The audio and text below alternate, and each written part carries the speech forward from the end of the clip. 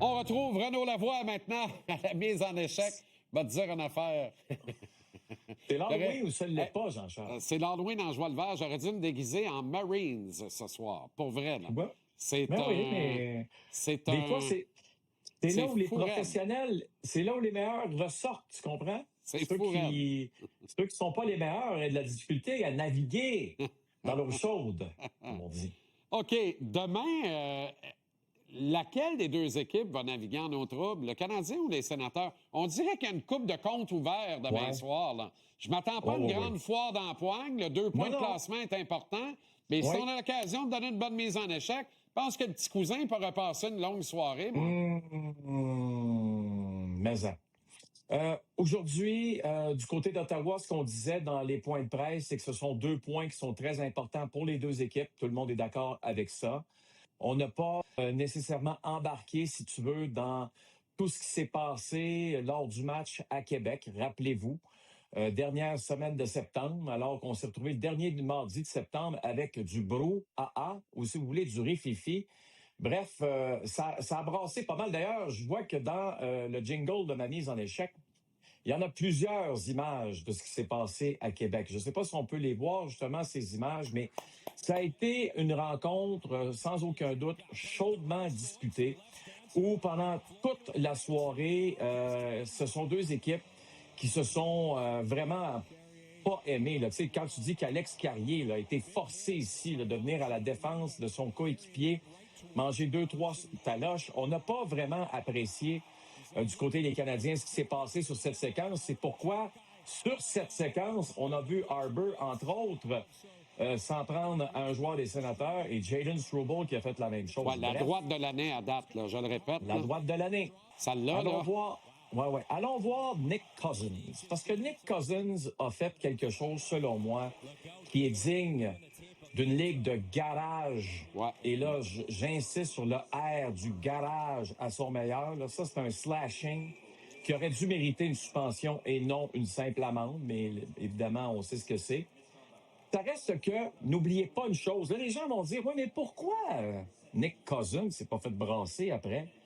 Parce que, Jean-Charles, Nick Cousins, lorsqu'il a purgé sa pénalité de 2 minutes, s'est dirigé vers Pierre Lambert, l'officiel, et s'est mis à l'invectiver. Pourquoi? Pourquoi que tu penses qu'il a commencé à sortir de là? Sors-moi de là. Sors-moi de là, je fais des caca nerveux. Je fais des pets de sauce. J'en suis à 4 de suite. Sors-moi de là. Mets-moi dehors. Oui, mais moi, dehors, je sais que je jouerai pas le match de samedi début octobre. Donc, ça, c'était le mardi. Samedi, les deux équipes s'affrontaient. Je me dis que je vais être correct. Hey, puis si je suis chanceux, là, le match contre les Canadiens de Montréal le 1er novembre, là, je vais être blessé. Ben non, tu n'es pas blessé. C'est ça. Pauvre Nick. Tu n'es pas blessé. Et là, dans le vestiaire des Canadiens aujourd'hui, tout le monde disait, ah ben oui, on s'en rappelle. C'est sûr qu'on s'en rappelle. C'est sûr que ça va faire partie de ce qui va se passer dans cette rencontre. Pas parce que on va sauter sur Nick Cousins juste pour se retrouver au bas des pénalités avec 2 minutes supplémentaires, donner un avantage numérique aux Sénateurs, voir Tim Stützle, notre bon ami, qui est excellent depuis le début de la saison, venir faire mal aux Canadiens. C'est pas ça qu'on veut. Mais je pense qu'il va falloir trouver le moment. Et si Nick Cousins, lui, lance le message à un peu tout le monde dans la période d'échauffement, inquiétez-vous pas, je vais être tranquille ce soir. Voilà. Peut-être qu'on pourrait le laisser tranquille, mais à 4-0 ou 3-0 d'un côté ou de l'autre en troisième période, et ça sera pas tranquille. Mais je m'attends d'une manière ou d'une autre. Tout le monde parle de cette rivalité qui est grandissante entre les Sénateurs et les Canadiens. Le match de Québec en est un super exemple. Et c'est vraiment ce qu'il y a de plus près de ce qu'on a connu, toi et moi, TQ, Canadien nordique. Moi, j'ai passé la semaine à penser au match de samedi. Quand j'étais TQ, je passais la semaine à penser au match canadien nordique. Voilà pourquoi c'est un tonique extraordinaire pour relancer Samuel Montembeault.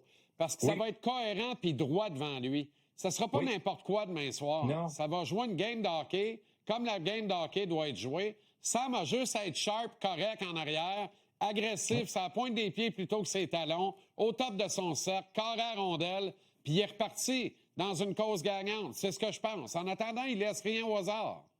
Non, oh non, rien du tout. Puis encore une fois, aujourd'hui, à l'entraînement, avec Éric Raymond, Stéphane Robida aussi, qui a servi de joueur qui bloquait la vue. On a travaillé très, très fort. Et c'est pas seulement aujourd'hui qu'on a travaillé très, très fort avec, évidemment, notre ami Samuel, mais on le fait là, depuis déjà un bon bout, depuis la semaine dernière. On sait ce qui s'est passé du côté d'Edmonton. L'équipe qui est tombée, si tu veux, pied plat en troisième période en raison des pénalités, etc. Donc, ce qu'on a fait avec Samuel, c'est qu'on est revenu un peu sur ce qu'il a vécu dans la dernière rencontre qu'il a disputée. On a travaillé toute la semaine là-dessus. On travaille à le rendre beaucoup plus gros, ce qui est important. Même lorsqu'il est sur ses genoux, il doit être gros, OK? Puis aujourd'hui, après la rencontre, après l'entraînement, excuse-moi, je l'ai rencontré. Écoute, je voyais Samuel dans un très bon état d'esprit. Je pense qu'il a aimé les derniers jours d'entraînement. Et je pense qu'il sort de ces dernières journées d'entraînement-là avec confiance, Jean-Charles, ce qui est important, comme tu le sais, pour un gardien. On le sait que Samuel est bon. Maintenant, il faut être bon sur 60 minutes. On en a parlé ensemble beaucoup, là. Comment la première période est bonne, deuxième, ça baisse. La troisième période, c'est là où c'est compliqué pour Samuel. 11 de ses 19 buts accordés en troisième période. Mais tu l'as mentionné avec justesse.